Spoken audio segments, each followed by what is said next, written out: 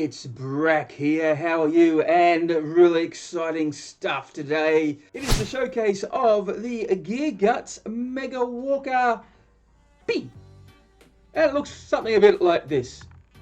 And it is probably one of the most simplest conversions I have done for a long time, because there's little goblin on there. That's just a quick stick job. So simple. Look, this was a fun project.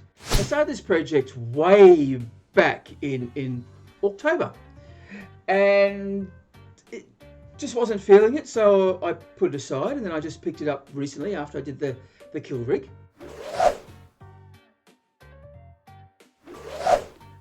And I didn't like the look of it, so I changed the colours. It was more of a black steel approach, and I've gone for a more lighter steel. I'll talk about that later. And just got into it. So there was a mishap. And let's have some pictures say 1,000 words for you, while I just cry. Kill me now, please kill me now. Here's a horrible little story for you. I am recording a showcase video for the Mega Dred that I've just completed for the YouTubes. And I'm on there and I pick it up, talk about it, put it on the table, and missed. Look, it went splat. It's broken in places. So I'm going to have to glue this back together again. And yeah, Brak, you're an idiot. Yeah, pretty sad, eh? So what I learned from that, really work out balance and try and make sure you've got balance on the base. And also I learned about placing models on the table properly. It was devastating at the time. I said a lot of choice words, more than what you heard before.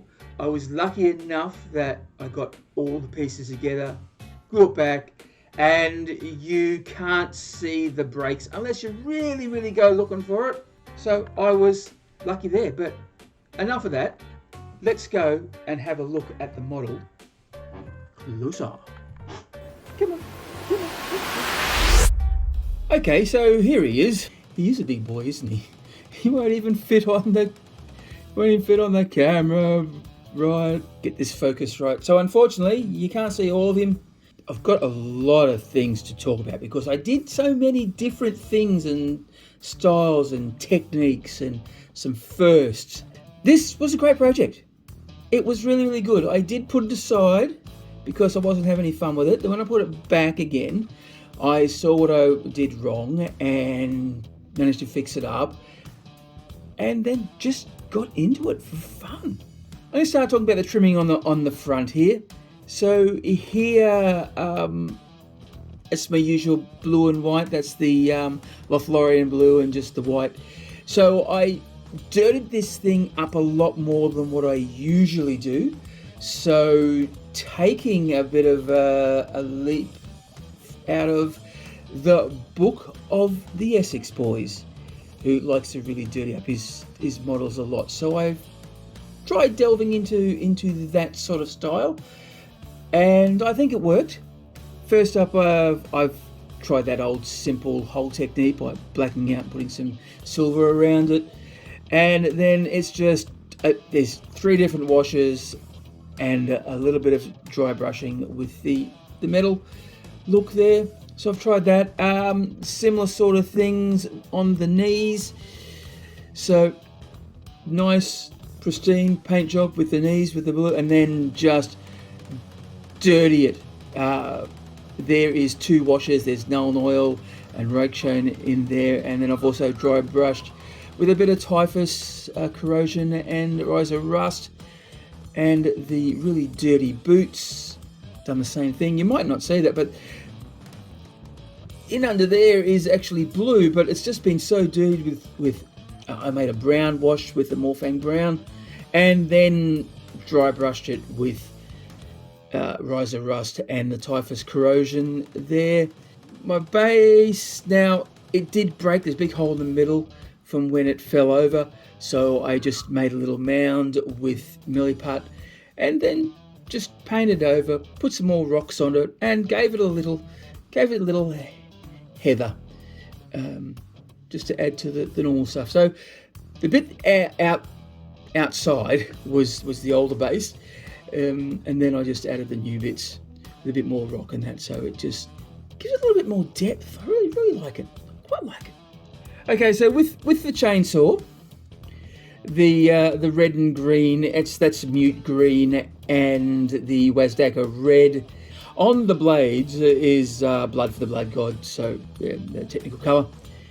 And then I just washed it again with Nalma oil and rogue shoulderblade, and then just gave it a good, a bit more of a dry brush with the silver, and a little bit of typhus around where the rivets are, and very similar up in through here as well, to sort of give it that bit of a chunky, clunky, this has really been worked well sort of effect, and goes in on the inside as well.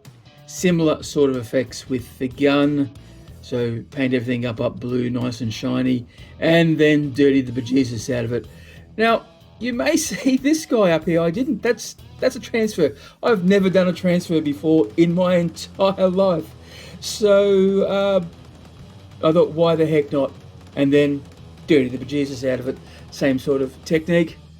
And I thought, well, that seemed to work. So some more transfers on the other shoulder, the skulls from the death skulls, and the little flame. So this is from the new transfer kits, and voila, peanut butter jelly sandwiches.